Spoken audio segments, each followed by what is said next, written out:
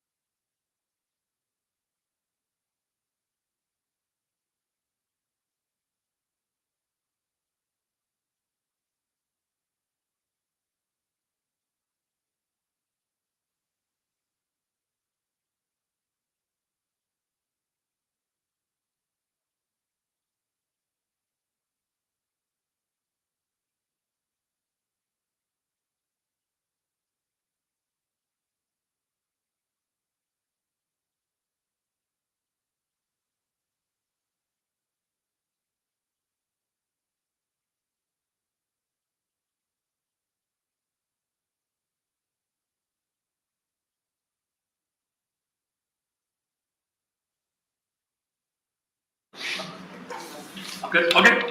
We will call to order the City Council work session for Monday, July 29th, 2024. Please rise for the Pledge of Allegiance. I pledge allegiance to the flag of the United States of America and to the republic for which it stands, one nation, under God, indivisible, with liberty and justice for all. Roll call, Lisa. Tim Patry. Here. Bonnie Shimalewis. Here. Scott Steckmesser. Here. Adam Plesky. Here. Darla Leclerc. Here. Mark Bittner. Here. Shannon Derby. Here. Bill Leclerc. Here. Doug Brandt. Here. Lisa, to number 4, introduction of legal counsel, Sean Griffin of West and Dunn. Yes, you heard Sean's voice on occasion at the last regular meeting. He's here tonight as our guest and to introduce himself and maybe tell us just a little more about West and Dunn and his practice. Sure. Hi, everyone. I'm Sean Griffin. I am an attorney at West and Dunn. West and Dunn is based in Manitowoc, Wanakee, Madison area, and Baraboo. I'm one of the municipal attorneys there. You heard last week Attorney Andrew Adams, who is another one of the municipal attorneys. We work with Attorney Ben Latendre, who's another municipal attorney at our firm, and a paralegal at our firm, Sherry Schaff. So that's kind of our municipal firm team. We represent a number of other municipalities. Another big one we represent, who we're up for us to talk about, is the village of Lake Delton, Wisconsin Dells. So we have a growing municipal practice, and that's kind of our team. Mainly responsible for assisting the city of Two Rivers is obviously me and attorney Andrew Adams. My background is as a city planner for a couple years for the city of West Des Moines, Iowa. I was then at another firm in Madison where I did municipal law, and I'm at West Dunn where I do litigation municipal law. Whereas Attorney Adams focuses on the more transactional side and also does municipal law. So together we kind of have the two transactional and litigation side, and then have a general municipal press. So we hope that kind of gets the whole breadth of the municipal services that the city needs. Other than that, I'm big into playing tennis and skiing, and I have a fiance and a corgi. Nice. We're telling Sean, and I know people in his firm are, this area really needs more attorneys in municipal practice. There have been a couple of significant retirements lately, including Jack. So treat him well and let him know if any great houses or condos are coming down the way. Not imminent, but no, we're just going to have to lobby. 2 years left for the PhD. So That's right. But I keep telling her, like, there's a lot of business up here. Come on. Yep. Great quality of life. Great quality of life. So, yeah, when we first met Sean and the other members of the team that would be replacing Jack on his retirement, I was intrigued certainly by the background in municipal planning. West Des Moines is a first-class community, got a lot of, particularly in the planning, historic preservation, downtown development areas. So, some of the things like our zoning code that's in need of attention in some areas, I think would be in his wheelhouse as well as our general municipal. So welcome. And he's been here since lunchtime today, got to meet a number of the department heads, visit some of our facilities, pointed out. He's already been to our beach twice, thanks to some friends, and not today, but thanks to some friends in Chilton. So he knows the lay of the land here. And likewise got to visit PD, fire department, and meet with not everybody, but several of the department heads. So thanks, Sean. Okay, number 5, discussion items. Review of current city ordinance provisions related to on-street parking of trucks and trailers. Discussion of possible ordinance amendments. I guess we'll start with trailers because that's really what led us to this. I think if you read the staff memo, we just stumbled into a change that might be a good idea on the truck parking ordinance. But on trailers, you'll recall at the last regular meeting, there was action on the Public Works Committee's recommendation on a parking restriction in the 2200 block of Jefferson Street, where it was noted trailers, whether attached or not attached to motor vehicles, were a pretty major contributor to the parking congestion in that block. And of course, as was noted, there doesn't seem to be specific enabling language in the current ordinance. Matt Heckenleigel, our city engineer, public works director, drafted, and I think I tweaked 1 or 2 words maybe along the way, a proposed item D here. Not magic, but the intent would be under trailers, which are already defined and prohibited from being parked in a residential district between 2 and 6 a.m. unless attached to a motor vehicle.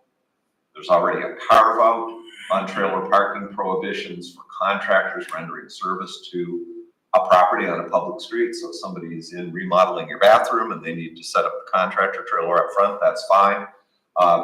What we suggested, and this isn't for action tonight, this is a discussion item, but is that a subsection D in the traffic code under parking of trailers be added, just simply stating that notwithstanding the prohibition in B above, the council may by motion or resolution further restrict or prohibit the ability to park, store, or maintain any trailer on any street within any zoning district in the city, and copies of such motion or resolution will be maintained at the office of the city clerk. That's almost always the case with official council actions, and be available for public inspections. Such restrictions shall be subject to signage or other requirements imposed by applicable law. So this would just make it clear if there are areas where council feels this specific restriction would be helpful, it would be one of the tools in the toolbox. Any thoughts, any feedback on that? When I was, well, I don't know what Adam's reason was for voting no, but I wasn't looking to take all trailers off the street. No, Oh, no, okay. this wouldn't do this. This would just say, city council, if there's a block where there's a parking problem, and from observation, a lot of that problem is due to trailers. You can, if you will, surgically designate, just like you can on regular no parking restrictions. Yeah, this isn't intended as a ban. Oh, okay.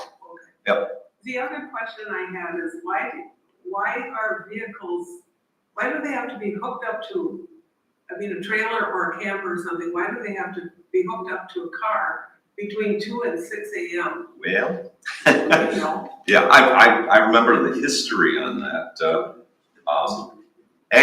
Generally, you don't, I think, you don't, most cities don't want to encourage trailered boats or camper trailers or utility trailers to simply be stored on the street as their primary parking place. So when the council, probably 20 years ago, last looked at this ordinance and looked at an overall ban on parking trailers on the street, it was pointed out, well, geez, you might, for example, want to pull your camper out of wherever you store it and park it in front of your house because you're taking off early on Friday for vacation, was the example. And this would allow it as long as it's attached to a vehicle. And that also at least makes it harder. You've at least got to go through the motions of hooking it up to a vehicle at night. And as the chief mentioned, people still, I'd say, game it, although it's perfectly permissible. You can still store your camper or your boat on the street all summer long if you just lower the tongue of the trailer over the ball hitch every night. But the idea was not to make it so restrictive that people generally couldn't park them on the street. So, but if they're overnight, it needs to be attached to a vehicle. That probably wasn't a very good explanation, but it's how it went down. Well, you know, the problem is that this is an older city, and when a lot of these houses were built, nobody had cars like they do today. I mean, today almost everybody has a car. Yep. And you don't want to, I don't know, I think you have to have some kind of rules, because if you have two, the problem with that block was that it was congested, and you could not easily get through. I think that's correct, isn't it? And because we still have that even on 14th Street, if I go toward Lowell Street, if I go west, I get to the couple of blocks where if somebody's coming, maybe I pull to the side or they pull to the side till one of us gets through. We're still having issues like that. I don't know what to do about it, because if you start widening streets, first of all, that's really expensive. And you take property away from people from the front of some of those houses. Yep, or you leave no room for trees or anything that a lot of people like in their residential neighborhoods, not everybody. Again, this doesn't mean you have to go back and impose a trailer parking prohibition on the 2200 block of Jefferson. If this or something like it was approved, it just makes specific that the council has that authority. Where you choose to use it is your call.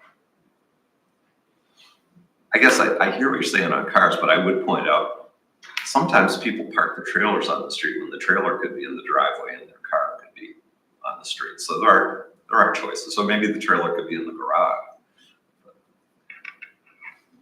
Yes, Adam. Sorry. I do like this as an alternative to just saying no parking. I think this is much better than just saying, hey, everyone cannot park on the street, you can park, you have anything else, you can't park on the street, go park on someone else's side street. Getting the trailers off there is good, but they carved out a section to allow businesses that are rendering services, such as grass cutters, and builders, and wherever else may be coming there to service, or maybe delivery, little appliances, or whatever it may be. I'm glad that carve out is there, and that made sense, and it's not that there. So, I think this is a good alternative to just saying no. You know, there are cities where you can't have a trailer, except for those contractor trailers parked on the street, unless it's attached to a motor vehicle, period. And that maybe makes it all the less likely you'll store your boat or your camper on the street with creative parking methods all summer long. I think that'd be a good thing for the city to look at. That's your call. That's a policy issue. I don't think you'd want to do that without a lot more dialogue with the community. But this, again, just another tool. Yeah, Tim. Yeah, and the person who is parking all of this stuff on the street, this will let them know that we're not getting the, put a no parking for your trailers on the road. Mhm. So maybe it'll help get you in line. Because you did hear from a resident, yeah, they were deliberately parking a lot of stuff there to slow traffic down. That's problematic. Parking on the street. I mean, does he have to? That's No, he doesn't have to. Oh, He has a okay. car that goes all the way to the, keep all of the stuff in his car. So is there consensus, I guess, and not to cut discussion off either, that you'd like to see something, if not identical, very similar to this on the next agenda for action? Does anyone have any objections to that? Hey, Greg, refresh me again, how does this impact what we made on Jefferson? This addition of D? Right now, this doesn't impact it. You extended no parking for the entire east side of that 2200 block. And that would apply to vehicles. That's a good question. I don't think it applies, arguably, it doesn't necessarily apply to standalone trailers right now, although they'd be illegal overnight because they gotta be attached to a vehicle, so. So what we did apply to Jefferson still stayed, right? And this is What additional. did, yes, and that got implemented and the signs got put up right away. Okay. If the council wants to look at a restriction under D, whether on that block of Jefferson or anywhere else, that would require a separate action, but it would be among the tools that you have. Correct, and that's something I think we were taking back to the Public Works Committee. Because Adam made a suggestion that we would get to the Public Works Committee, so. Yeah, we couldn't just, make up something, we had to go through the process here. And we had a resolution, so. Now, going back to Public Works, is it this language or specifically the Jefferson Street? I think it was specifically Jefferson Street. And that was to sort of monitor it after a month or so, is what's happening. But to Bonnie's point, there's a lot of streets in town that, Yeah, I have think this would problems. help so. other areas. I've heard some from other people different. I didn't bring it with me tonight, I forgot to bring it with me tonight, but there's other streets too that people are kind of concerned about. I live right there, and it would be nice if the parking would be allowed on the other side of the street again. With this added so that we could do something if you started parking back campers and stuff back there. Yeah, there's parking shorthanded the way it is. Could you do something like say, because the street is, we're having a problem with congestion, only vehicles so wide can park here, which basically would be cars.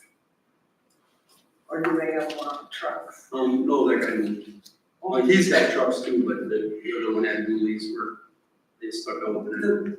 Does that make, do you understand what I mean? Does that make sense or is that prejudice?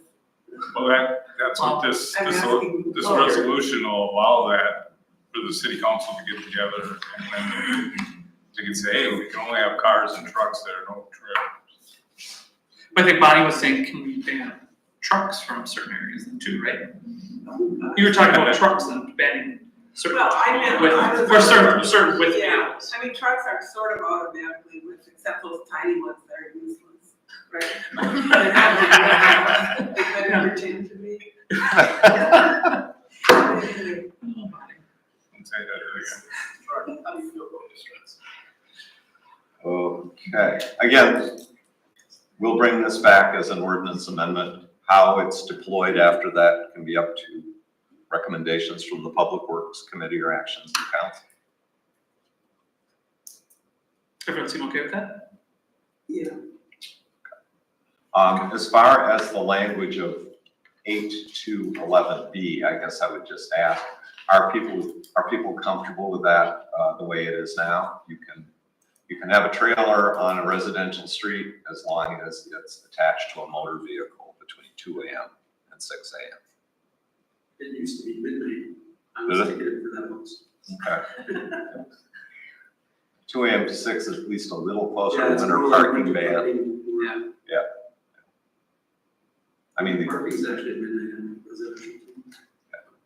This, I know the chief and I looked at a few ordinances. This is quite some, I don't know about the hours, but Sheboygan has a similar ban on overnight trailer parking unless it's attached to a motor vehicle. And they've got actually a brochure on it. There are many cities where you can't park a trailer on the street. Again, maybe except for that exception under C, unless it's attached to a motor vehicle, period.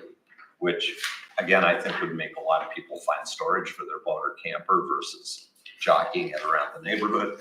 But I don't know if that's a big issue, if you hear anything from your constituents about that. I'm not hearing any hue and cry to change that section. I think it's okay. Okay. It seems to be working. Okay, well, moving on from the trailer section then. On to 6, or anyone else about trailers or anything else? Oh, trucks. Or trucks? Matt, you want to address what you had observed when you looked at this? In looking at the trailer parking ordinance, I did come across 8 to 10 regarding truck parking. And in short, it has a prohibition on trucks with a payload of 2 tons or 4,000 pounds not being able to park on residential streets. And that would go to Bonnie's point of larger trucks, wider trucks. And unfortunately, that type of payload for some trucks could be a 3/4 ton pickup or larger. Definitely would hit the 1 ton pickup trucks. So that would, or that technically is in effect right now, and it could be enforceable if elected to be.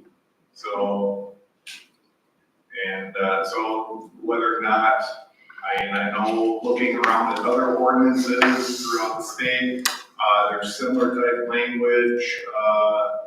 I know Manitowoc has the same language of 2 ton. Other municipalities use a gross vehicle weight of like 12,000 pounds and things of that nature. So it's something that we can definitely discuss more in Public Works, see if we want to change it or leave it as is. And then if it becomes a true on issue, then it's enforceable. I guess, go ahead. Would that be, is that under commercial truck work? Does Kent have anything? That is the ordinance right there. I Because I know think, there's something for commercial trucks, which normally if it's a like a loan zone or something, that with a LLC number on it. Yep. That we can't park them on the street, we gotta be off street somewhere. That was the question, maybe, Chief, is there a different plate type when you get to a certain size of truck or some other way that Googling what the payload is? Yeah, it's totally dependent how you wanted to go with that wording, because you could look at something that said like motorcycles, vehicles, and light truck. That would cover a class, or you move into, you have RVs, you have bus plates, you have commercial plates, there's so many different plates, you can break it down that way. So in the staff memo, I had thrown a table in there that I just pulled off a truck dealer's website on the internet. And for a single rear axle, 1-ton pickup, which most of us would drive by and say, yep, somebody's pickup on the street. There's payload capacities up to 7,850 pounds, nearly twice what our ordinance says. And I don't think the police department, I don't know that we ticket very often for commercial vehicles, but clearly, you know, if you drive semi and you park your semi on a residential street, that's a violation, and I'm sure it would be addressed. But we don't want to be in the business of ticketing pickup trucks. I don't think you want us to That be. big group of dually, Yeah. those are wider. Dualies would be different, The yeah. other guy that used to live on the street. So, you know, I just don't want a situation where a truck that's legitimately a big commercial truck gets ticketed. And it happens, somebody looks up our code and says, well, hey, I want you ticketing everything that has over a 2-ton capacity, because that'd be half the pickup trucks in town. Maybe I'm exaggerating, but it'd be a lot of trucks. So, I guess we don't have a specific recommendation. It seems we want to make it as easy as possible for the person charged with enforcing it. Is it a gross vehicle weight function, or is it a category of plate? We clearly don't want to be taking people that wasn't the intention of the ordinance. But likewise, if you live on a residential street, you don't want somebody with a 22-foot stake body contractor truck parking between your driveway and your neighbors every night.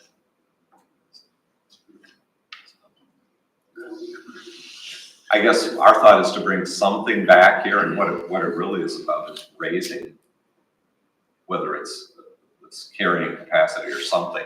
So clearly, pickup trucks up to 1 tons that people commonly drive and are commonly parked on the street aren't running afoul. So that's really all we had on Is that on all streets? residentially zoned. Where I live, there was a guy that had a bread truck that he used for work. He left it parked on the street. It wasn't a problem, but he also only had a single car driveway garage, part of a duplex. And it was perfect. It's driveway. But yet he had to work, so I wouldn't really want, he doesn't live there anymore, he lives somewhere there. But I wouldn't want to take something. That's a tough one, because some of these people If someone only only have. had, they would have made a movement. I know Right. someone who's. And I get there's gonna be some roads that you really wouldn't want that on, though. Unfortunately, we have a pretty wide road that would cause an issue. I guess, I don't know, that's always the struggle, is people that have a wider road, and obviously got taxed for that wider road. Let them use it. I agree with Mr. Petrie, though, and on it would have treated just like semi. Right, no, yeah, that's what I'm saying, that's, Don't stick to the complete word of it, they're no fault. And face it, a lot of this depends on the behavior of the person in question. If that bread truck, which is a pretty big cube, is parked 4 feet off the end of your driveway and you're on a curve or near an intersection, sure. it could be parked legally and still be an impediment. If the person was somewhat courteous, and there were places where, kind of like we get it on school buses, right? School buses during the day. So there is that Yeah, I element. see school buses parked too. So, again, You this can fit, it helps. this is on the books now, which is a comment. It probably gets enforced on a complaint basis only. But right now, that weight limit is probably too low. That's a good catch on Matt's part there. So I guess if anything, the intent, this isn't a bad word, the intent would be to liberalize the weight limit that's in there, make it easier for people and less onerous. So, okay, that's all we had for Bob. Well, if it doesn't make sense, shouldn't we fix it then and make it, just so Yeah, it's not hurting anybody, it's just that Right. they're in violation now of our ordinance. If it's- Yeah, I think the sense is to make it so that these trucks that you see a lot of parked on the street aren't in violation, whether that's sticking with payload or going to GVW, or whether it's some classification of plate is what we need to do some more homework on and come back to. Well, your violation is specifically payload, right, which you love. Right. Right now it is So the payload the normal best? pickup truck is a higher payload. Yeah. And the parking, like, shouldn't we fix it, we know? And it's there, Unless it has a DOT number, then it's, or it could be a little truck, but a DOT number, then it's considered commercial, and it's even. well, then it's covered by the weight limiting, slow No. level. It's covered under a commercial truck being parked on the street. What's the sense of the hours there? Just out of curiosity. Why 6? 6 AM is fine, but why 6 PM? It's a good point. Why not later? Just Again, out of curiosity. that's like the 2 to 6 a.m. Right. Like, And I know like the parking ban goes when there's a foul suit. Just given that some people may work second shift, may have that, maybe buzz around their house. Yeah. They stay there later than an hour, not that they get clipped, but not really causing a nuisance or staying there for a while. Yeah, that's, But they're not gonna be there all the time. Right, and then maybe they're running home for who knows, whatever instance, and they're on second shift and they're driving home. It's Breakback, for instance, I don't know his name, but what if he was just running home and had take a break for whatever reason, he was working second shift, I don't know, park there at 7 o'clock till 9 o'clock. yeah, we could certainly take that to the 10 o'clock, like 2 to 6, like the other. Yeah, this follows Be one, consistent. isn't it one, whatever. Winter parking ban is 1:30, I think, to 6. Whatever that is, just follow. Is it 2? In a business area, Yes. 12 o'clock residential. Okay. Both of those will appear in front of you as ordinance amendments at one of the meetings in August. I'm not going to guarantee next Monday, but not later than the 19th. Okay. Anything else on trailers or trucks? If not, to number 6, consideration of bids for Sandy Bay Highlands subdivision phase 3 infrastructure, 2024 capital budget item budgeted at $1 million. This, as you know, this is budgeted at $1 million to extend infrastructure further north into the remaining 17 acres that haven't been developed. That $1 million consisted of $650,000 in GO borrowing, 10-year borrowing for public streets and utilities, all those improvements within the public right-of-way. And then there was $350,000 budgeted from the stormwater utility. The intent would be, unlike our current situation, but the intent would be to direct all sale proceeds back to either the GO debt service or generally the stormwater utility. As Matt reported at the last regular meeting and as in your packets, the base bid entailed the area up here outlined in purple. That picks up 11 more lots.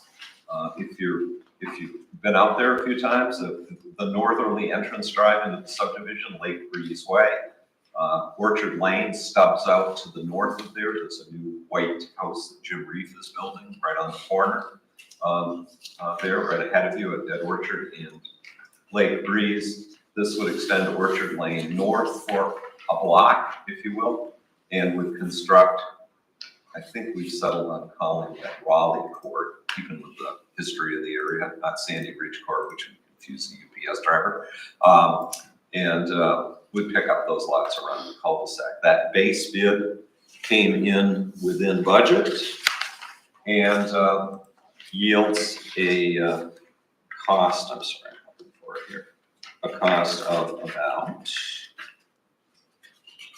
$464,000. yeah, $464,000, and when engineering adds the estimated cost for the things that would be bid in the future or paid for in the future, in addition, like the electric, gas, publicly bid curb and gutter and pavement, we come down to $811,000, including contingency, so still within that $1 million. And that yields a total cost of, on average, of $73,741 per lot.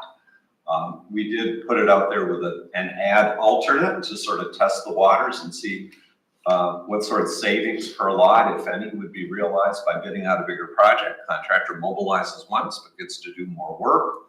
That ad alternate is shown in blue here. It took Orchard Lane further north and then Sandy Ridge west to the point shown. Even if the ad alternate was approved and constructed, we would still have one area, the remainder, I'll put the P out there briefly, but that would include 4 lots on the southeast side of the street, and either 3 or 4 lots or potentially a larger planned unit development area, which we've had some discussion on, haven't finalized, off to the northwest. It's possible with a PUD, you could work around some of the wetlands there and site more single-family homes in that area. But that would be all that would be left of the 54 acres that the city developed as the Sandy Bay subdivision. Just going back, the so-called College Hill parcel that this started as, that the city bought to be the home of the UW Manitowoc County Center back in the 1960s. We did a master plan for that in the 90s that added 9 acres to Picnic Hill Park as conservancy and was the basis for this subdivision being created. You see in the staff memo, we're recommending that we take a bigger leap here, do the ad alternate. That's about $700,000 in additional spending. It gives you 16 more lots, and it brings that price per lot down by about $8,500 from 75,000. I'm sorry, 73,700 to 65,180. So about $8,600 per lot. Do any of us know what demand for home sites is going to be a year or 2 from now? No. One thing I would say we do know is we've got momentum in this area. We're seeing houses go up. There's only 1 lot remaining that isn't under contract, and that is lot 12 on the south side of Lake Breeze. Lot 11, the CDA recently approved an offer on. It is contingent. That's one that's affected in a pretty big way by a wetland. So that particular contract does give that purchaser 90 days to work with their contractor, which is Jim Reef in that instance, to work out a home plan that is to their satisfaction. They're pretty optimistic of that based on mapping that engineering provided, but I believe our only other lot remaining is lot number 12 right next to it, which to the east, which also has some wetland considerations. Just FYI, the spec home that Fresh Coast Development, Barry Cron and Partners constructed at the southeast corner of Sandy Ridge and Lake Breeze, I understand is under contract. And the latest spec home on Sandy Ridge on the west side is the broken ground, I believe, for the basement up there. So that's another spec home that Brian Lowell will be constructing. He purchased that from a private party that had bought a lot of there previously. We do have a recommendation in here that some of the costs of this overall be underwritten to try to keep those lot prices in the $50,000 to $65,000 range. And that would be by having the stormwater fund not be reimbursed for, I guess what I term the stormwater management extras, include in the lot prices, the pipes in the ground that are the stormwater mains and the service laterals that go up to the property line and lie within the right of way. But for the areas that are those outlots, which are biofilters and swales and other things that Matt can speak to, leave those costs in the stormwater fund. The rationale there, and I'm not going to say it's a flawless rationale, is that these folks will be paying the same stormwater user fee as everybody else. And around town, where we're retrofitting neighborhoods, with stormwater ponds and other measures to meet the stormwater standards, the stormwater utility is paying for those. Now, likewise, if it did it here, that shaves, again, about $9,000 off the cost of each lot. Now, in all fairness, if a private developer was doing this, the city would probably say, meet the stormwater standards and do it on your own. So do you want to offer that sort of subsidy? What I'm hearing, at least from some discussion with folks that have done the spec homes here and the realtor, is in that $50,000 to $55,000 range for the sort of plain vanilla rectangular lots that you see along these cul-de-sacs. That still should be doable for spec houses. If you get up in that 60 range, I'm hearing that's a concern.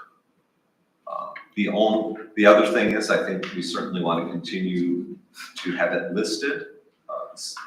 I skipped a step there. If we do this like the other phases, once this is ready to go, with lots developed, it has been the city's practice to deed property with the CDA, because they have some statutory authority when it comes to marketing property and dealing with property.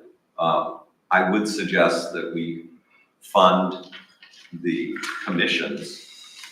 You know, I don't think we want to be doing that with tax dollars, but with some of the non-tax money that flows into the ACDEV fund. We've been using that to fund the community development office, things like the lease payments on our 2 industrial buildings on White Creek Court, lot sales when they occur at the industrial park.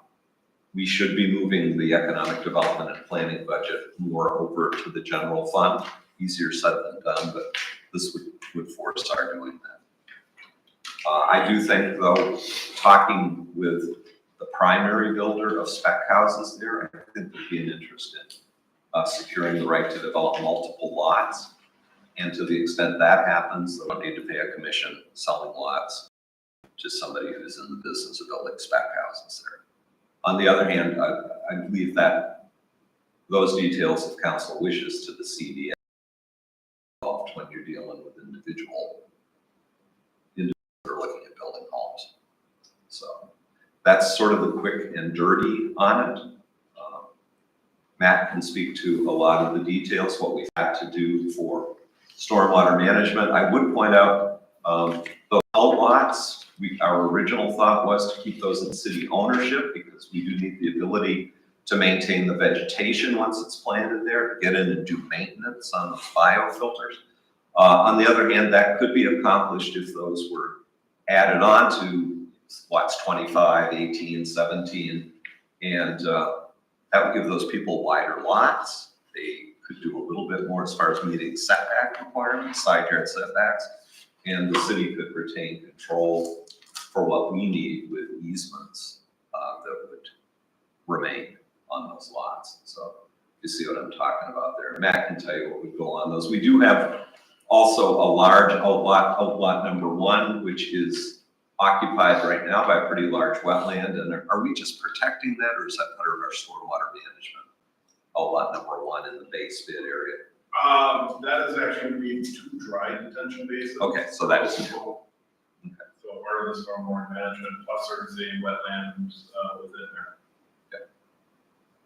You look at all the prices from stormwater management here, it's expensive, but it's not nearly as expensive as building a new wet pond, which was the original plan on outlot number 1 to the far east there. On the original concept plan, that was going to be yet another pond.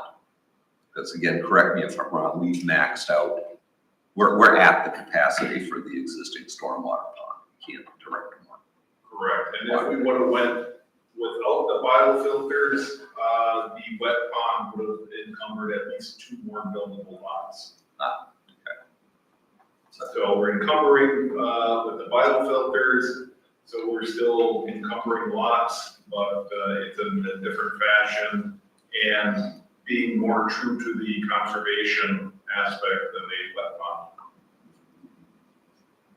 And the reason I put the next agenda item on it, considering a resolution of intent to reimburse from proceeds of borrow, if the council wishes to award the expanded bid. And again, everything that's under the bid that's on tonight's agenda can be done within this year's budget.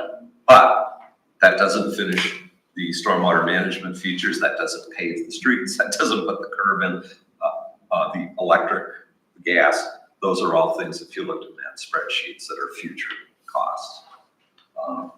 So I guess I'll just throw it out there. Is this something the city council wishes to continue pursuing? If so, do we do it a little more aggressively and realize the cost savings per lot? I guess, maybe I said it before, I'll say it again. One thing we do have going in this area when it comes to single family development is momentum. We don't have any more lots available to keep that momentum going unless we make this next step. We had hoped to be bringing these bids to you 2-3 months ago, but as you know, we experienced a lot of delay with DNR permitting. That's the other point I made. I guess if we defer that ad alternate area to the future, it'll cost us more. I'm not sure what we'll be dealing with rags at that point. Shouldn't be because everything's permitted, But guess what? Our holdup this time was to get approval for things that had previously been permitted. Like that wetland that gets filled right in the middle of cul-de-sac street, it's proposed. So with that, I'd offer it up for discussion.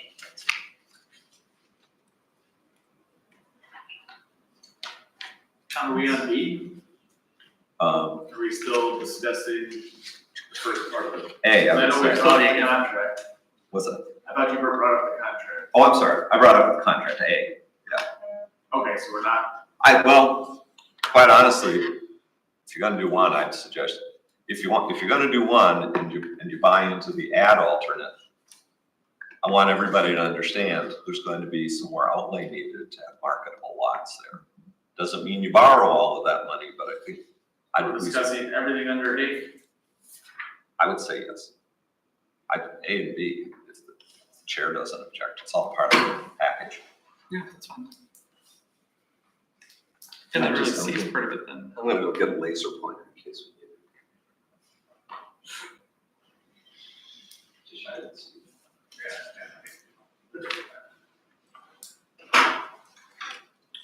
So we'll just wait for Greg.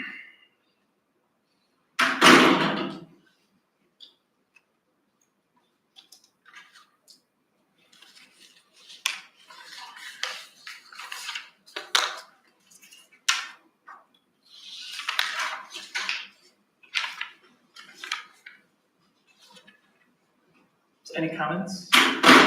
Questions? Yes, If we borrow all the stormwater, where's that gonna leave that utility going? that'll be my question for you, so Where does that put us at a future increase is my concern. I don't know that, we are financing Roosevelt out of cash this year, aren't we? Stormwater end of things.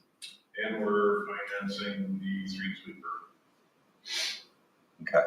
So I don't have that answer as to, but I thought we were in good standing, from what I recall going into the budget season for 24. To what overall degree, I don't remember.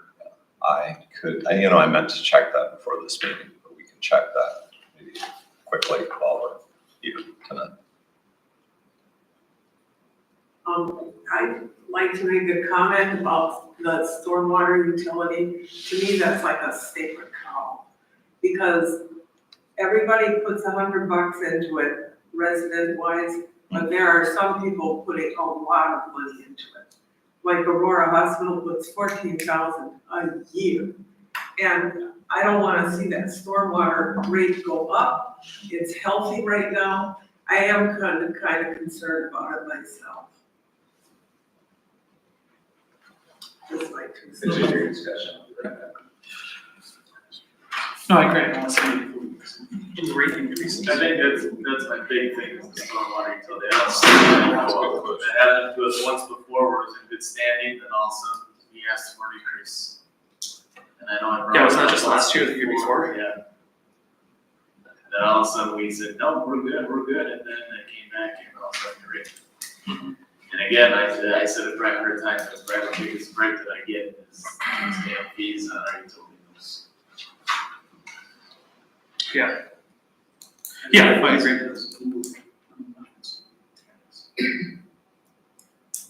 Yes. Well, and they can't raise taxes. So then when we switch to borrowing, Can't put it in general from fund. 600 to Raise taxes. 950.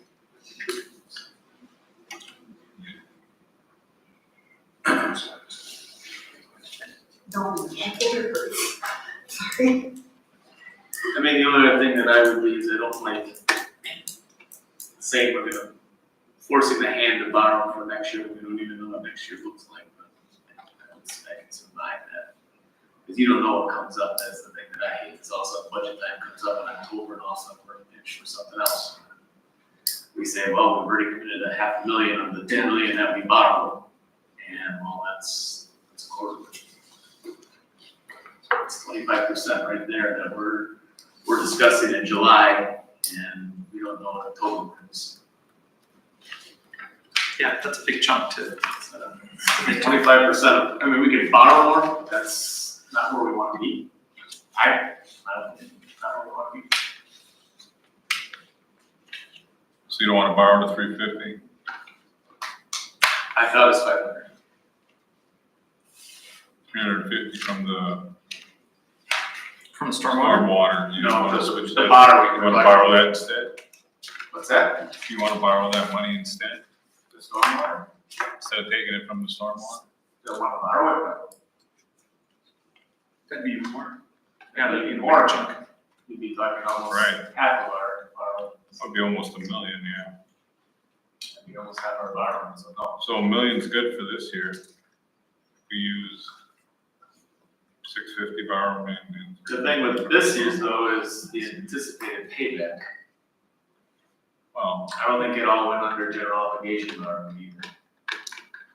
So if I remember. the $1 million that was budgeted, 650,000 was general obligation borrowing and 350 was from the stormwater utility. Yep, that's what I remember. It wasn't all general obligation. Yeah.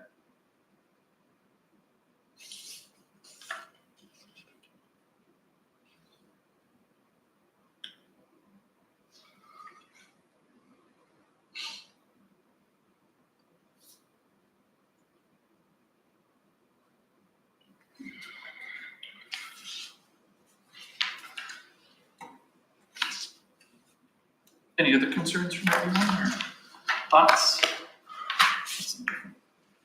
Probably wait for Greg to Which are great to see what the come impact back. is. So it sounds like that's one of the major hurdles is the stormwater.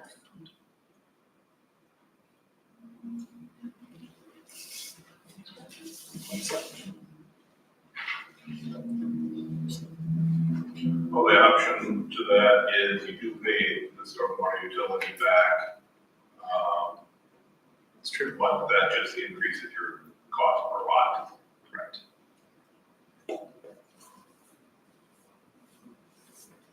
As long as we sell lots. If it takes 10 years to sell lots, I reimburse the stormwater as quickly. I mean, there's momentum here, I get that. Yeah. But you never know when that stops, you can't predict the future. And this is just for pink and blue, right? This would be pink and blue as The alternate, right? the alternate, correct. Is D thrown in there at all? I know we talked a little bit about, just do the whole thing, be done with it, but.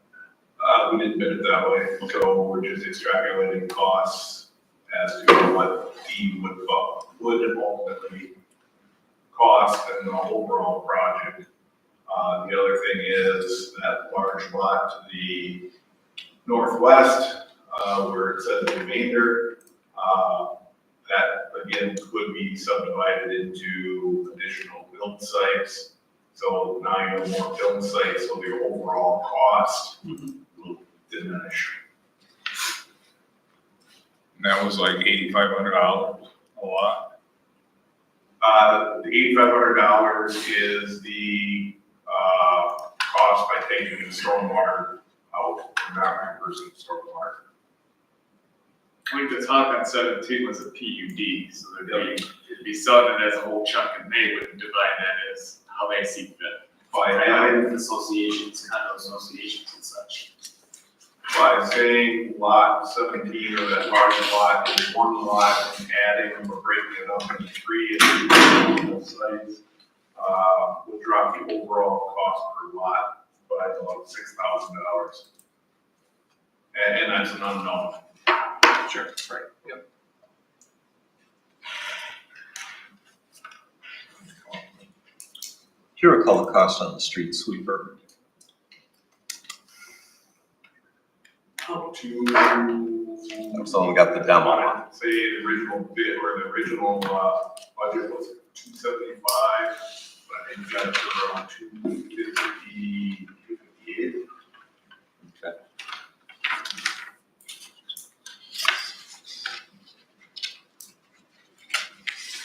We've got about, right now, we have a cash balance of about $1,215,000 in the stormwater utility. Roosevelt, inclusive of contingency, is $393. This is $350. The sweeper at $258, so that's that's close to $1 million between the three projects. The operating budget is about 18,000 to the good as it was adopted. So I guess the question is, how much stormwater do we have next year?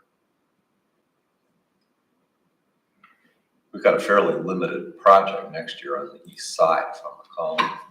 Emmett Harbor and, 16. yeah, that's a block of Emmett, right? Block 16, the lower block of Harbor. And am I recalling, the stormwater does have some outstanding loans to some other funds. Not much, but we've been funding police vehicles and that out of there. Yeah, I think we can do it and keep a positive balance, but I would just as soon report that back and get you something more specific before having you take the formal action. But if we could continue the discussion at least as to how people I think feel that about the was- concept. One major worry from a bunch of us that Mhm. stormwater fund. Yep. Whether we pay it back or not. Yeah, and the 350 that we budgeted would definitely be a payback, would definitely be paid back with the plan. And actually, the pipes in the ground, as I chose to call it, is the stormwater and stormwater quality management. I'm under alternate 2 on page 15 of the packet. So the alternate two columns, so that's the 233, 180, 87,100.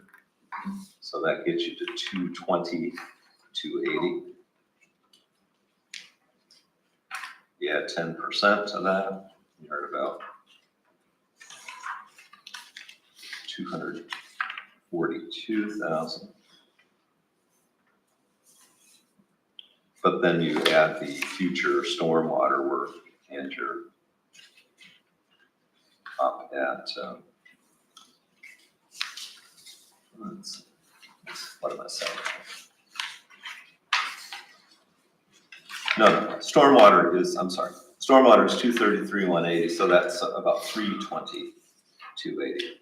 So we're consuming the 350 that we budgeted this year with the base stormwater work. In other words, the stormwater work that's in this contract. The additional items that are shown below, which is the future completion of biofilters, plus a contingency added onto that of 10%. There'd be about another $120,000 spent, if you will. Does that make sense? We're basically using the 350 we budgeted just to pay for mains and service laterals. And then we're at about 120,000 next year to finish up those biofilters. And I apologize, we should have had that. We can do some more number crunching to see where we end up on that. Because the intent The intent is for that 350 definitely to be repaid, but that approximately 120,000 to be eaten by the stormwater utility. Is that what we borrowed last year? We didn't borrow anything for stormwater last year, so I'm sorry. No, please, Kyle. Oh, help me No, out. no, for this project, I thought we were taking out of this, when we Oh. voted on this project, I thought we could. 350. That's what I'm asking. Correct, yeah. So So, it's just, right, 233,000 is for storm sewer. Mhm. And Oh. with Alt A and 87,100 is the stormwater management. oh, you're right. So actually 233 plus 10% contingency, you're at about 250 for the base infrastructure. And then the total is still the same, but it adds the two component parts are different than what I just said. And then in the future, we would have to deal with about $120,000 of additional stormwater management quality spend. Okay. Yeah, and that could be a borrow, but again, that's increasing the borrow. So if we can sustain that, and that's a big if, that's a fair question. What is the thought on moving ahead on this? The tough thing is the base, just doing the base bid yields a significantly higher cost per lot. It's gonna be a challenge. And that was 73, right? 73, 741. Yeah. And that's if you stop right now, because some of the stormwater management features and infrastructure we're putting in will ultimately serve more development. So in essence, you should be kind of looking at that last column at 68,755 as your whole subdivision average cost. So the first few years, you would be subsidizing, if you're only gonna do, the original bid, you'd be basically subsidizing $5,000 of future, infrastructure improvements. So,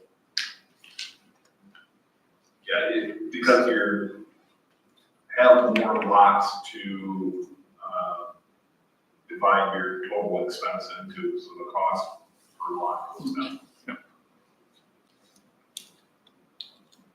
Let's take a closer look at that on storm water. I gotta admit that's something I intended to look up before tonight. Didn't. So have we marketed this subdivision at all, or do we have a feeling of how many lots will sell quickly, or? I can tell you from discussions just last week, there's a strong interest in several lots for spec homes. I think we could be looking at an upfront commitment for 4 starters. 4 isn't 26, but 4 is pretty nice start.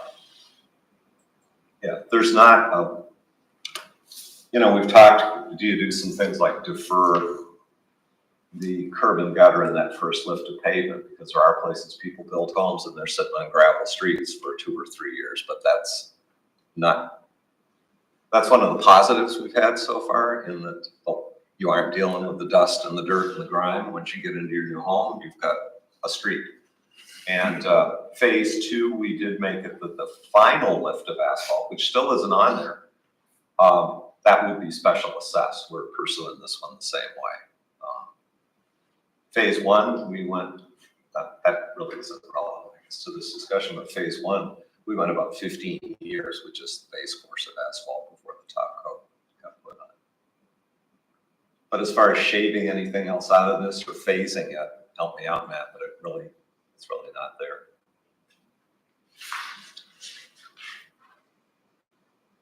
The other thing if the intent is to loan the money, maybe some of that money we're looking at loaning from the stormwater fund could be a loan from our active loan fund. This is economic development. That fund is sitting at about 1.1 million also. not to take it out of there and not put it back, but, you know, a couple $100,000 there might do some good.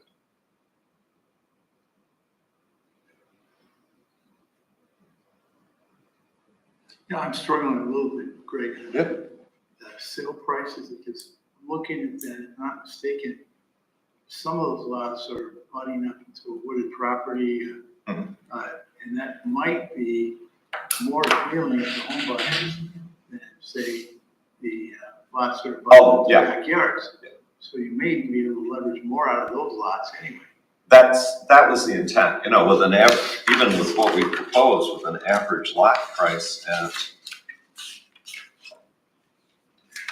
56.8, the thought was to, you know, to try to bring those plain, I'll call them plain vanilla lots, the 10,795 square foot rectangles, bring them at 50, again at 50 or 55. If it's a lot with more square footage, we haven't put a lot of time to that, but you could be ranging up to 70 or the low 70s.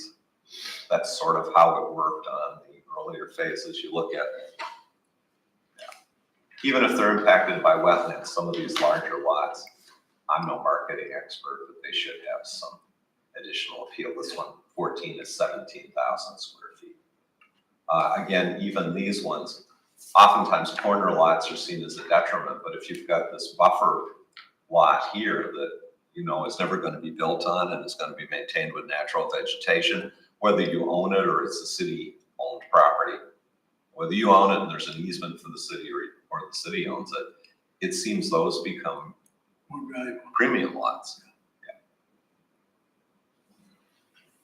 What are you talking about borrowing out of the, what part of this? I was, Just talk. yeah, I'd say off the top of my head, the things that were the stormwater enhancements. And Matt, what was that number again? For. About $250,000. With both 871, which would be the initial, construction of the stormwater quality. And then about 120,000 to complete those filters in base bid plus the add-on. So about, with a 10% contingency, about 220. About 220, 225. And that's coming out of future borrowing? That would either come out of future borrowing or would be, again, a loan from the ActDev fund versus selling notes or, that would be in lieu of eating this out of, I see what you're saying, we'd have to repay that. But, yeah. That's the tough thing. Can we So make, what percent? good question. We can earn more. We've traditionally done our internal ones at 3%, but I know we could earn more than that if we have the money on deposit right now. Right, but we can also save ourselves. Yeah. From going to the market. Yep. And lower it to ourselves. yeah, and the ActDev fund right now, it's a point below prime at time of closing. But again, the city can loan itself money, whatever. Whatever. I didn't know if there's a stipulation from the state that. No, because remember that pot got defederalized, so there really aren't. The rules are whatever appropriately this council set. Do we have money left in that pot to be able to do something like this? We are right about 1.1 million right now. We do. Yeah, I don't want to cramp the BIDC style and make it so we're not able to do good things. Something. But one of the good things we're doing right now is the community is seeing new houses going up in this neighborhood. And we may be cutting it a little close on the stormwater fund, as funding source.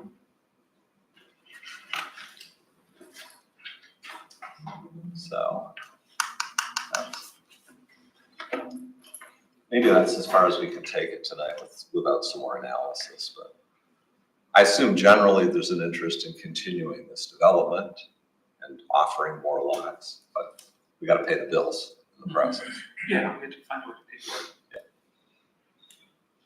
And I think Adam brought it up too, that, and a couple of concerns too, about borrowing, planning to borrow for next year in July already, when we don't know. When you what we haven't had a have to pay full for, program but- presented right, to you. Exactly. If the numbers work out, we find that we're can't cover by that. I think it's a good idea, and I'd like to move forward as quickly as we can. Mhm. Be prudent to make sure that we're taking the right financial steps. And honestly, on the dollars shown for paving, some of this, right now, the way the contract documents are written, this area has to have the city utilities, except electric, in the ground by end of November, and the street graded and gravel. This could go into 2025. So again, I'd like to get those streets with one coat of asphalt done as quickly as we can. That might end up being a 2026. You want the base pounded down pretty good before. So. But we need to recognize how much in total we need to fund here, and that's that 1.7.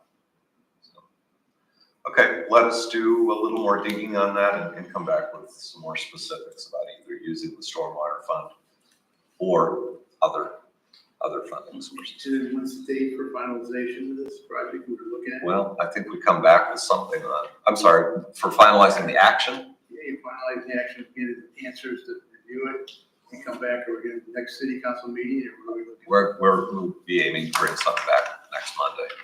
Yeah. The bids are good for 60 days, but the longer we take, the more construction season gets consumed.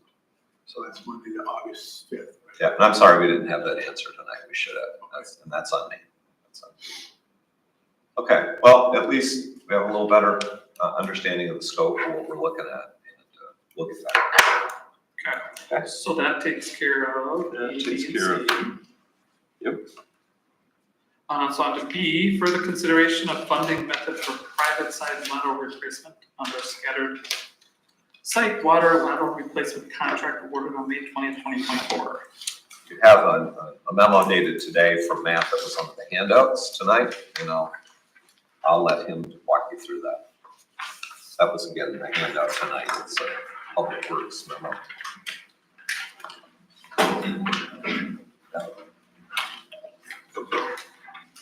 I'll stand in front of you or sit in front of you. That way you don't have to listen over your shoulders and whatnot. The first page of the memo, it's basically what we initially intended to do.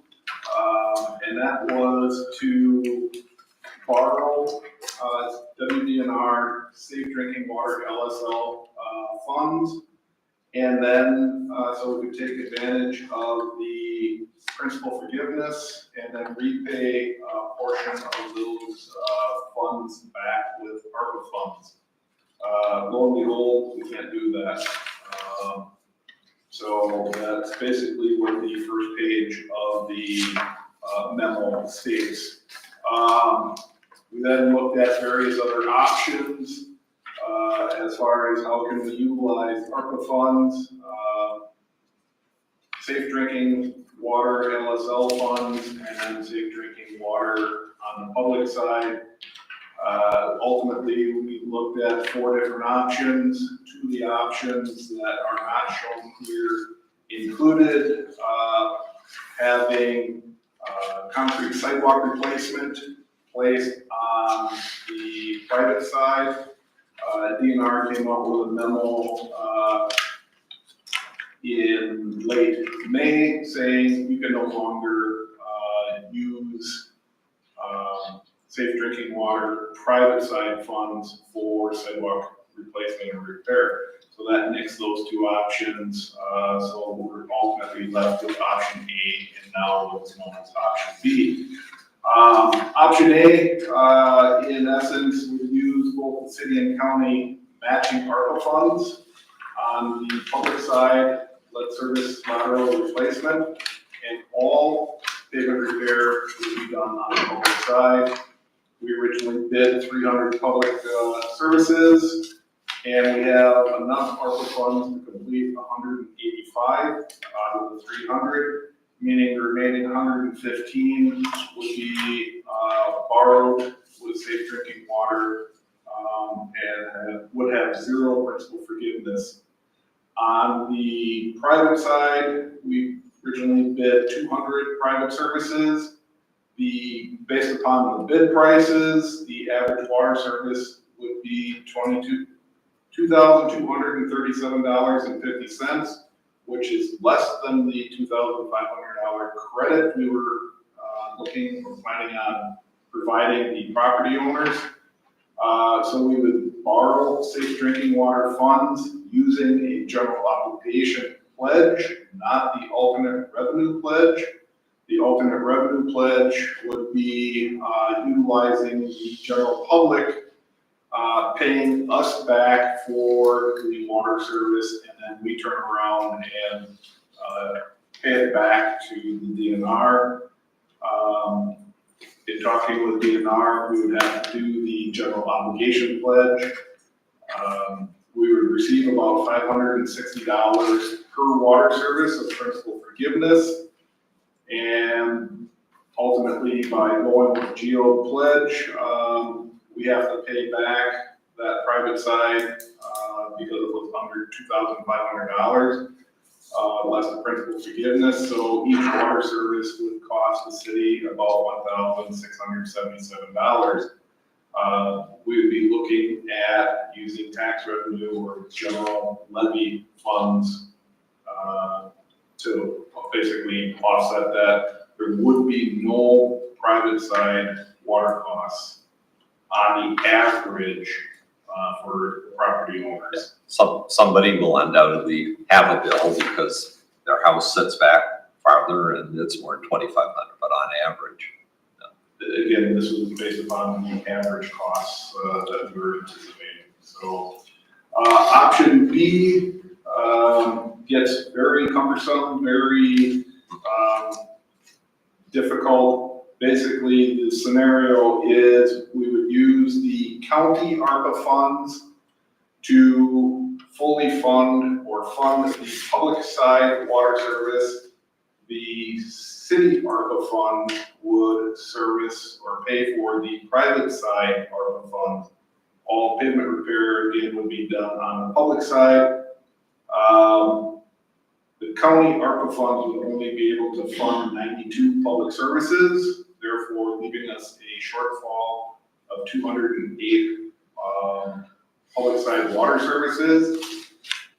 Which we'd have to borrow. What You're gonna say that next, we I'm would sorry. have to borrow for. We'll come back to that in a little bit. Using the city ARPA funds for the private side, again, at $2,237.50, which does not include sidewalk repair. We would actually have in excess of funds. We could actually fund almost 300 private side water services. So we would take those excess funds and ultimately translate those over to the public side, and we could gain an additional 30 public side water service replacements. In this option, we would not be utilizing DNR safe drinking LSL funds. We would be again funding the private side through city ARPA. However, the total cost, so at the end of the day, we would still have to fund 178 public side LSLs through the safe drinking water with no principal forgiveness. The table ultimately comes back and shows you the general finances of how option A and option B are put together. On option A, the city ARPA, roughly $670,000 of funds are available. County, same thing. We would utilize $447,500 in safe drinking on the private, getting about $111,000 of principal forgiveness, meaning that we would have to ultimately borrow an additional $833,000 for public safe drinking, and a GEO revenue taxes would have to pay for about $335,000 on the private side. There would be no private funds involved, and we ultimately would would be able to conclude or complete our contract with, or our obligation with the contract. Option B, again, 447,000 is used on the private side with city ARPA. 217,000 would then be converted over to the public side. The county would match our expenditure of 266,000. No DNR funds would be utilized, and our safe drinking water public water side borrow would be almost $1.3 million. There would be no general revenue or tax base utilized in this fashion.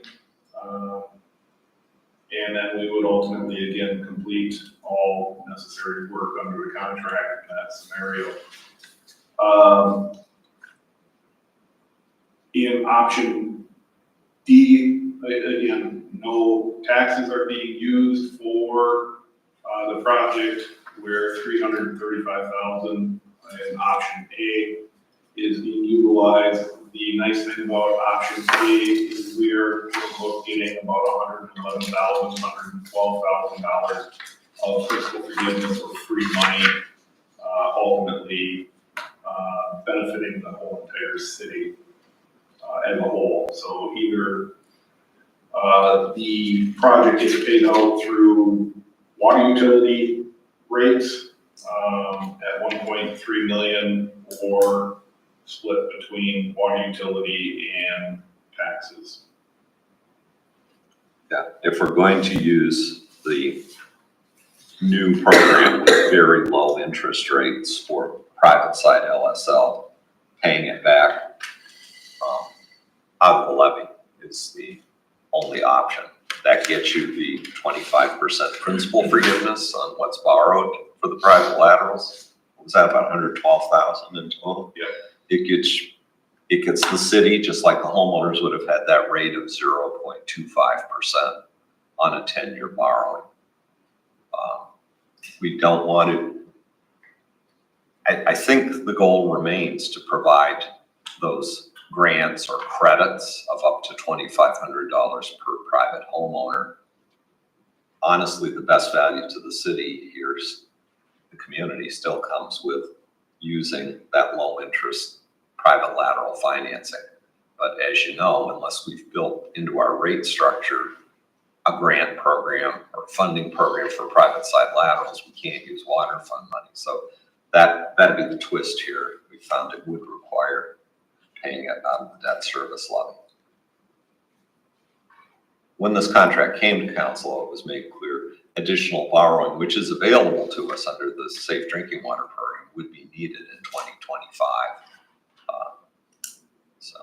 By the way, we had a meeting scheduled for last week with the county because there was a point based on staff discussion with JJ Gutman, the county controller, and Peter Conrad, county counsel, that on the other option where we're using all of the county money on public side and most of the city on private side, that there were some concerns from the county about wanting all of the county money and the matching city money either on public or private. It appears through an email exchange that we've had that that concern is lessened or gone away. But then the meeting had to be canceled because the county corp council was unavailable last week. And the soonest we could reschedule is tomorrow at 1 o'clock. Great, I thought part of the concern was using our own people to do some of this. Well, that's a separate issue that Matt mentions that we plan to bring up tomorrow as well. What was it, 2022 work over on Lincoln Street. This was 17th and scattered. The city anticipated reimbursing itself and having the county match that with ARPA money for our people who do great concrete work doing the street restorations. That is permitted under the ARPA regs. That's crystal clear. However, the county indicated they did not wish to participate in that. And it's county's program. County makes the rules because they're sharing their ARPA money with us for certain specific things, in this case, lead lateral replacement. What we certainly want to pitch tomorrow when we meet on that issue is, first, gee, would you like to reconsider paying for the street restoration? And if not that, because we've only got a fixed pot of city ARPA money, would you allow us, would you match some of our non-ARPA expenditures for lead service laterals? Your money still goes to lead lateral replacement, but it would be part of that match for that. And actually, it's about 60 because they didn't reimburse, so we spent 60 more, so it nets out to 120,000. But G County, if you're not willing to go back and allow us to use your match on street restoration, would you be willing to apply that 60,000 to more lead lateral replacement? But our match is going to have to be city borrowing, not ARPA, because we can only spend our ARPA money once. I'm not saying that very well. That's the issue. We're going to make a pitch for that because it seems a shame to have to forego that.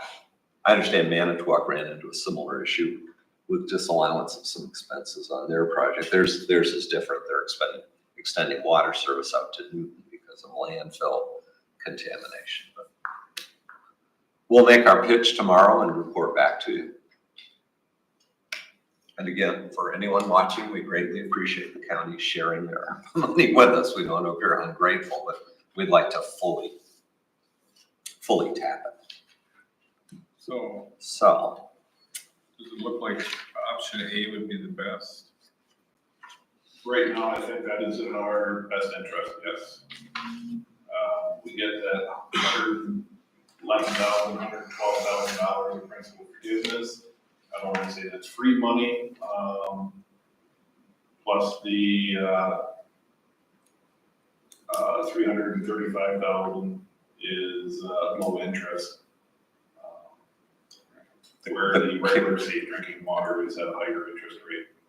the kicker is that 330,000 or so at a low interest rate cannot be repaid from water utility resources, and that means it would be on the debt service levy, probably to the tune of, if it's 10-year borrowing, 35,000 a year. And with the meeting, you're looking to get some of that shaved off, or? Well, to be honest, if the council prefers option A, that was the big problem we thought we had with the county, because they didn't want their money paying for public and being matched with our spending money on private. But if we go with option A, that's not an issue. We're both spending our ARPA money remaining on the public side. We still want to clarify that, but if the council is fine with option A, our big ask tomorrow is going to be more Run through again for me, option A, how many homes did they complete and how many are left over, not completed yet? All 200 private services are complete, and initially 185 of the 300 public side services are complete. Ultimately, by borrowing the additional safe drinking water funds, the additional 115 would be funded out of that and completed in 25. Our intent is to fully fund the contract that council awarded, but you either do it through more safe drinking water borrowing. Oh, there's going to be more safe drinking water borrowing, but that number is bigger if we don't use the DNR 0.2. Yeah.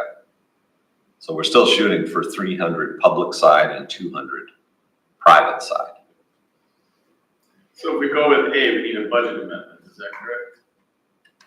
Not at this point. It would mean future. You'd be looking, starting at, assume in 2025, at a debt service number that would need to be funded. So money that doesn't have to be borrowed now. Correct. This, the water utility debt, is that meaning that we're borrowing from them and then paying it back with interest? No, Or this does that would mean be you're gonna this would be literally the rate water hike? utility getting a safe drinking water loan from the state. This isn't internal financing. This is external, like we've used for the last several years for our water Like project.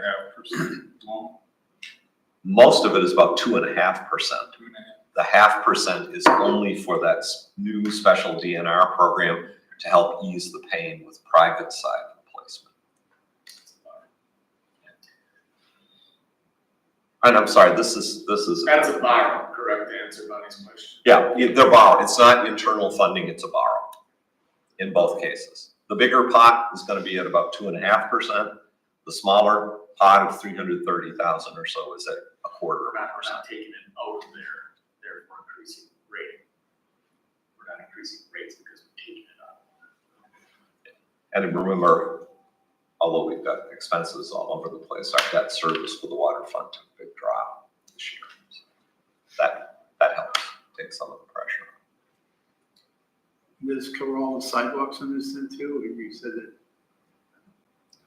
All the sidewalks will be repaired under the county, city county ARPA, and then the remaining public side safe drinking water borrow. You cannot use the private side safe drinking to do the sidewalk. Yeah, and that was a DNR determination, gosh, within the last 2-3 months. Late May. Okay. Which came out early June. Now, not to belabor it, but like we talked about, is as the safe drinking water program works right now, we believe that next year, targeting some other areas of the community, east side, and then ultimately going back to the south side, years beyond, we think we'll be back into qualifying for a decent amount of principal forgiveness in those areas. But again, we've done very well on principal forgiveness in recent years because the loan programs were looking at community-wide income statistics. That changed with last year's program, and it's specific to the census tract where the project is located. You can either do it by census tract or citywide. Okay. Because it was new, we didn't know the impact, so our consultant went citywide. did I recall correctly, is there a timeline we need to, there's a mandated date where this ends the end of this year? Or is that not funding? Correct. The applications for next year's funding has come and gone, so to speak. The closing for this year's safe drinking and clean water will be September 25th.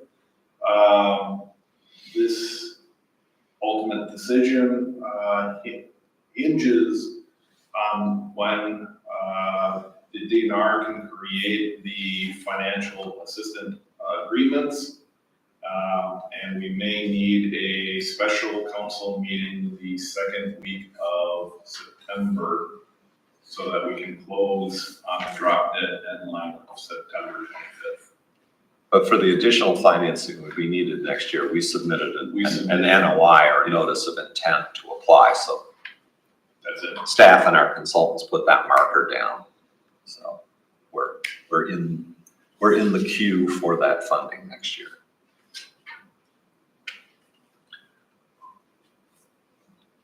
So I guess, what we're looking for is a council endorsement of financing the private side lateral replacement using, help me out, the DNR's low interest loan program for private lateral replacements, with the understanding that yes, that gets us about 120,000 in principal forgiveness, but the portion of our borrowing that we associate with the private services, or about 335,000 will have to be paid out of the debt service levy. And that's a change from how we've handled this. Did you say earlier we could get that at a cheaper rate though? That 330 is at 1/4%. 1/4%. Yeah. Not our normal borrow. No, we were 3.59% last year for our borrow. Okay, I just wanted to. Yeah, you can't beat 1/4%, No. unless it's 0. Good luck. Is there any negative impact of the 330 on our debt service levy? Quite honestly, that's pretty small potatoes in the scheme of things. Our debt service levy is over $2.5 million a year. This specific action would add, on the high side, $35,000 a year. Okay. normally. Yeah, and we're still all operating under the assumption, well, A, lead is bad. I think we all agree on that. Lead in the drinking water system is bad. EPA has proposed a rule that would require it all goes away in 10 years. Who knows? Who knows at the federal level? You may have heard, we have an election coming up. There may be differing views on this on a lot of issues. But I think we're still marching ahead and trying to make the best use of the ARPA dollars we have, and assuming that however the political winds blow, people don't want lead in their water systems. Probably a safe assumption. Okay, anything else? Any other questions? And it would be good, I think, though, if we had an action of record endorsing the use of the DNR private lateral replacement loan program for the private side laterals on the recently approved contract, with the understanding it will be repaid from our debt service line. Is it 0.5% or quarter? I'm sorry, quarter. Yeah, I might have said half, I'm sorry, it's 1/4%. No, I thought it said it on the agenda. Maybe it did. Yes, it does. Yeah. Oh, it does. I apologize. Just wanted to make sure that was the correct one. So 0.5%. Sorry, 0.25. Yep, you just cut the interest rate in half. Okay, looking for that motion then. Thank you, Adam. I'll second the motion. Thank you, Bill. Any further discussion? Okay, seeing nothing, then it'll be a roll call vote, Lisa. Adam Wisniewski, Aye. Darrell Leclerc. Aye. Mark Bittner, Aye. Shannon Derby. Bill Leclerc, Aye. Douglas Brandt, Aye. Tim Patry, Aye. Bonnie Shimmel-Loonis, Scott Steckles. Aye. All in favor. Okay, thank you all for that. On to C, update on West River Lofts project and proposed TID 17 development agreement, providing for city assistance to that project. Yeah, just briefly on this one, it does look like things are moving ahead on this project. The developer, we have a conference call tomorrow with Bayard and with their financial consultant to go over the TIF pro formas that were in the TIF plan. I think I might have touched on this at the last meeting. The one change that we're looking at, the developer has requested additional city TIF funding for this roughly $14 million project to the tune of $200,000 increase in the pay-as-you-go TIF grant. It was originally at $500,000 with a 6.5% interest rate applicable to that obligation. They're requesting $700,000. Elizabeth did, while she was still here, apply for a WEDC idle sites grant, which is for long idled former industrial sites. And we have been funded for $200,000 on that. We specifically applied for those dollars to apply to seawall repairs and repair of the public walkway that would go on top of the seawall, at least for starters, in the immediate area of the project. So I think that'll be the biggest change. You'll see when we bring the development agreement back. We're proposing that the city increase its pay-as-you-go TIF assistance. Again, pay-as-you-go means that the money only goes to the developer as it's actually received, in this case from the project, because this is a one-property TIF.